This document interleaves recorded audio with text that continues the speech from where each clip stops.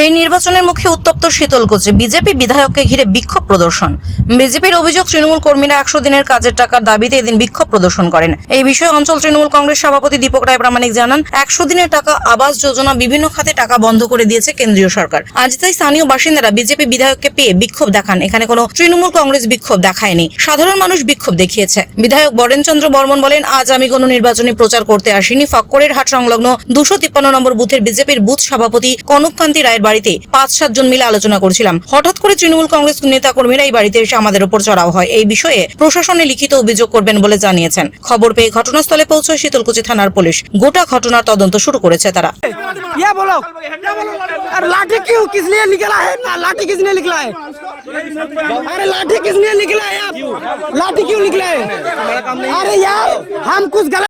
আমাদের আবাস যোজনার টাকা সেটা বন্ধ হয়, সড়ক যোজনার টাকা বন্ধ হয়।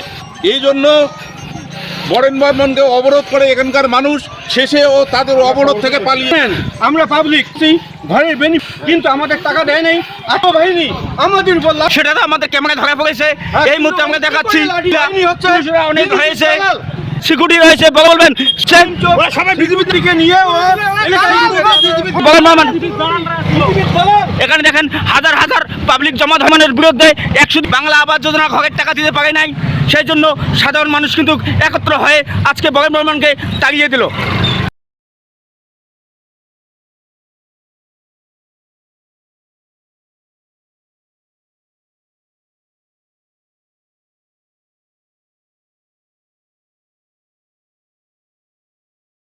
পালিয়ে গেল ছোট শালবাড়ি থেকে।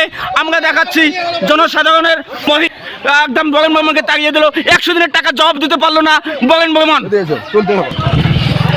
এই মুহূর্তে কিন্তু সাধারণ মানুষ এবং বরেন বর্মনকে তাড়িয়ে দিল, 100 দিনের টাকার জবাব দিতে পারলো না। এই বিষয়ে কি বলবেন দাদা?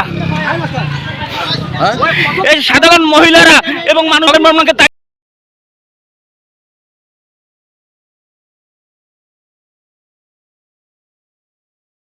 বরেন বর্মন ছোট শালবাড়ি অঞ্চলে ঢুকে একদম কিন্তু একদম বেরিয়ে যাচ্ছে সাধারণ মানুষের ধাওয়া হয়ে, সাধারণ মানুষের পাবলিক এবং মহিলা এবং পুরুষরা মিলে। দাদা, এই মুহূর্তে বরেন বর্মন আপনাদের এলাকা ঢুকছে, এই মুহূর্তে কি বলবেন?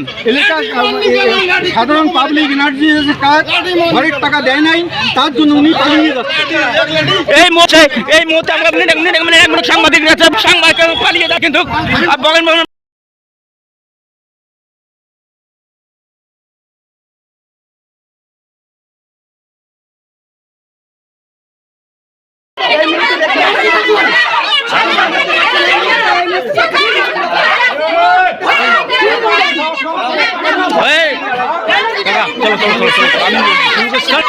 আমরা দেখছেন সাধারণ বরেন বর্মনের কাছে জবাব চাইতেছে 100 দিনের টাকার জন্য। সাধারণ মহিলারা এই মুহূর্তে আছে বাংলা আবাস যোজনা ঘরের টাকার জবাব চাইতেছে বরেন বর্মনের কাছে।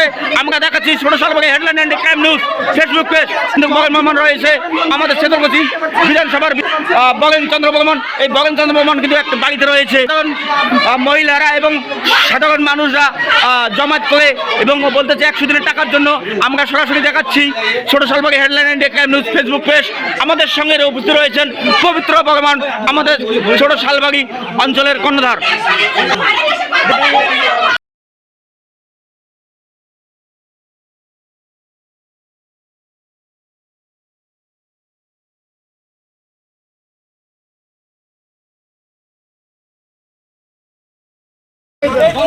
এই মাত্র দেখতে পাচ্ছেন বরেন বর্মন পালিয়ে যাচ্ছে।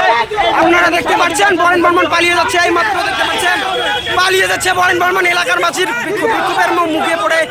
এই মাত্র দেখতে পাচ্ছেন আপনারা এলাকাবাসীর বিক্ষোভের মুখে পড়ে বরেন বর্মন পালিয়ে গেল। এই যে দেখতে পাচ্ছেন আপনারা দেখতে পাচ্ছেন পালিয়ে যাচ্ছে।